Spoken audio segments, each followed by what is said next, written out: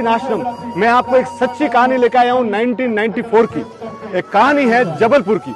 एक आदमी था, वो जो भी काम करता था ना, उसके काम में नुकसान ही नुकसान। एक बार नुकसान हुआ, 2 बार नुकसान हुआ, 3 बार। वो उसको लगता था कि पूरी विपत्तियां मेरे पास ही आ गई, यानी वो जकड़ गया था। ऐसी हालत हो गई कि एक बार उसने 10 रुपये के ब्याज से लोगों से, गुंडों से पैसे ले लिए। अब वो हालत ये हो गई कि एक दिन वो इटारसी से आ रहा था, तो इटारसी से आ रहा था, उसकी 2 गांठें थी, वो भी चोरी हो गई। तब उसको लगा कि मेरे साथ अब दुनिया खराब है। तब उसने कई लोगों को, परिचित लोगों को बुलाया और बोला कि मेरी हेल्प कीजिए, पर कोई उसकी हेल्प करने के। उसकी 3 जवान लड़कियां थी, तो उसको लगा कि लोगों की कुदृष्टि पड़ रही है। फिर वो वहां से जबलपुर आया। जबलपुर आने के बाद उसने क्या सोचा, वो लोगों के पास गया। एक भाई ने उनको यहाँ रखा, पर वो थोड़े दिनों बाद बोला कि अगर तुम धर्म परिवर्तन करते हो तो तुमको मैं तुम्हारा कर्जा, मरता क्या ना करता। इसके मुंह से निकल गया कि मैं हाँ, पर इसको रात को सोते वक्त लगा कि यार मैं पैसे के लिए धर्म परिवर्तन करूं, ये तो इसकी चेतना जागी। फिर बोला मैं मर जाता हूं तो मैं जवाब नहीं। तो जबलपुर के पास भैरव घाट है। कौन सी है? भैरव घाट। वो भैरव घाट गया कि मैं सुसाइड कर लूं, पर उतने में उसको याद आया कि यहाँ पे विद्यासागर जी महाराज साहब है। विद्यासागर जी महाराज साहब को दिगंबरों में भगवान की तरह माना जाता है। तो उसके मन में आया कि मैं महाराज साहब का दर्शन कर लूं और मेरी अंतिम। वो वहां से आया, आके अमरकंटक में विराजमान थे विद्यासागर जी। वहां पहुंचा तो प्रमाण सागर जी महाराज साहब वहां थे।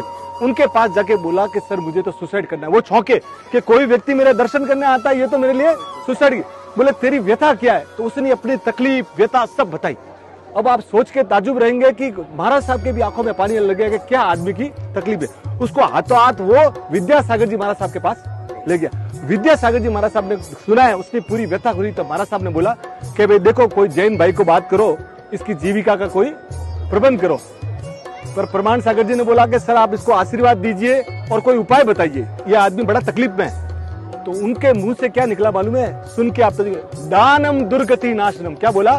दानम दुर्गति के दान करें। तो बोला साहब ये तो पैसे के लिए मरा जा रहा है और आप इसको बोल रहे कि दान करो, इसके पास तो कुछ है ही नहीं।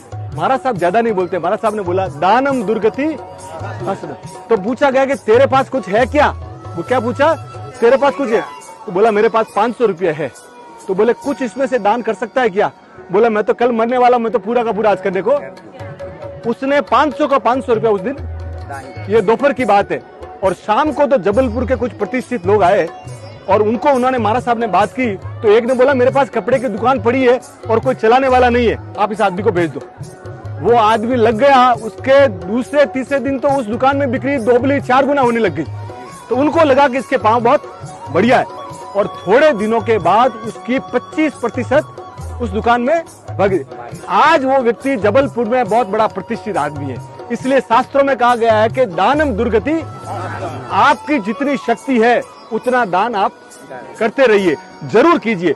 अगर जितनी आपकी शक्ति है ना, शक्ति को आप छुपाइए मत। जहां आपको लगता है कि मुझे किसी गरीब को रोटी देनी है तो रोटी दीजिए, पर दानम दुर्गति, आप अपने हाथ से दान कुछ न कुछ, दान को छुपाइए मत। यानी आप अपने के लिए शक्ति को कभी, और दान को कभी भी शक्ति के ऊपर जाके भी काम मत करना। तो इसलिए बोलते हैं दानम दुर्गति।